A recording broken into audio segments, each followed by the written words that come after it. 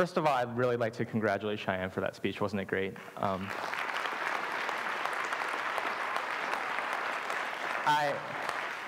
I really do think that it takes a lot of courage for someone to come up here with that type of experience and talk to a large audience about how someone feels. And for that, I congratulate her. And for everyone standing in or sitting in this audience today, I congratulate you because you took the initiative to come to a place on a Saturday morning or Saturday afternoon and listen to us talk about ideas that you didn't have to or were forced to listen to. Now, having said that, that's kind of the thing that I want to talk about today, this idea of what information is and what information should mean to you. Because there's always been this saying that ever since I was about the age of 7 when I learned it until a couple of years ago, there's a very famous saying that I always live by, which is the idea that knowledge is power. It was presented by an English philosopher named Sir Francis Bacon. And to a large extent, when I was looking at TED videos when I was younger and when I was listening to lectures from other teachers, I had this idea that, well, I'm learning because if I learn, I become more powerful. And to a certain extent, people in the audience might believe that this is true, that, well, if you learn things that we have to talk to you about today, that's going to empower you to do better things in the future. I say no. Now, before you shove me off stage for saying that the TED Talks is not a valuable lesson, that's not what I'm trying to say, that this TEDx event is not going to make you powerful. We are here to give you information. This is true. But that does not mean that this information that we're giving to you right now is directly proportional to the amount of power you have to influence yourself and influence others. To briefly explain what I mean, I want to talk about a certain experience I had over this past summer. I was fortunate enough to go to a little city in Mexico. If you look at the bottom left, you see a city called Guadalajara. It was a sub-city of that large city of Guadalajara called Ciudad Guzman. And the reason I was there for a month was because I had the opportunity to work for a newspaper there. Now, with my broken Spanish and eagerness to learn about new cultures, I went there not knowing what much to expect.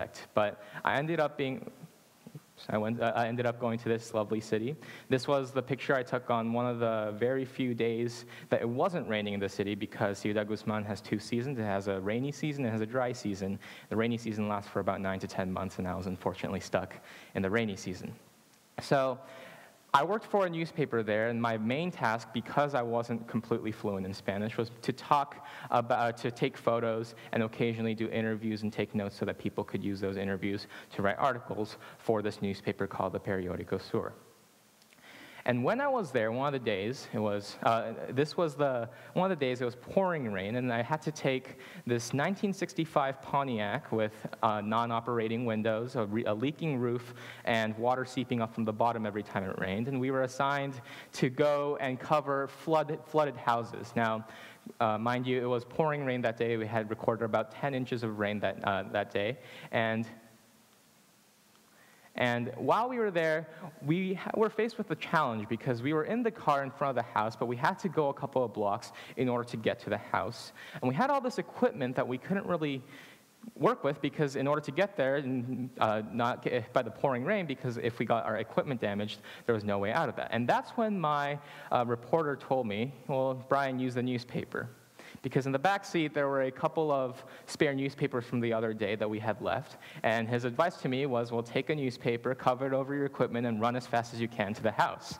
And so I took his advice. I grabbed all my equipment, kind of enveloped it in a newspaper wrapping, and ran as fast as I could.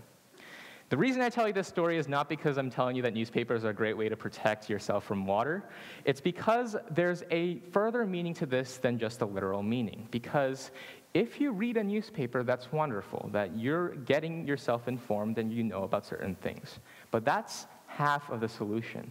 If you don't actually use what you learned, if you don't use the newspaper to actually create action, then you haven't really done much. And that's why there's a significant difference between knowing and doing, because there's a separation between the two. For example, you can know that there is a TEDx conference going on, which I assume all of you did.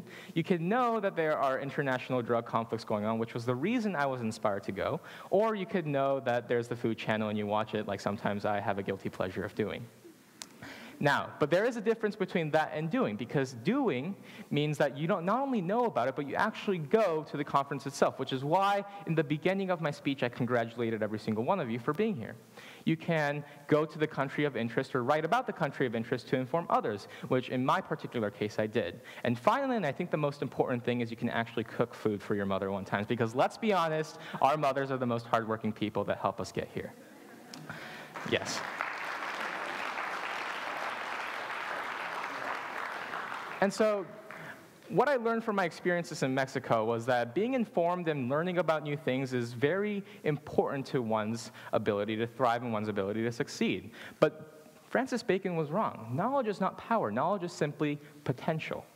You have, with gained information, more potential to do great things. But if you don't take that extra step to actually take initiative and create differences, then we have a problem, because you knowing something is great, but other people not being influenced by it is fruitless.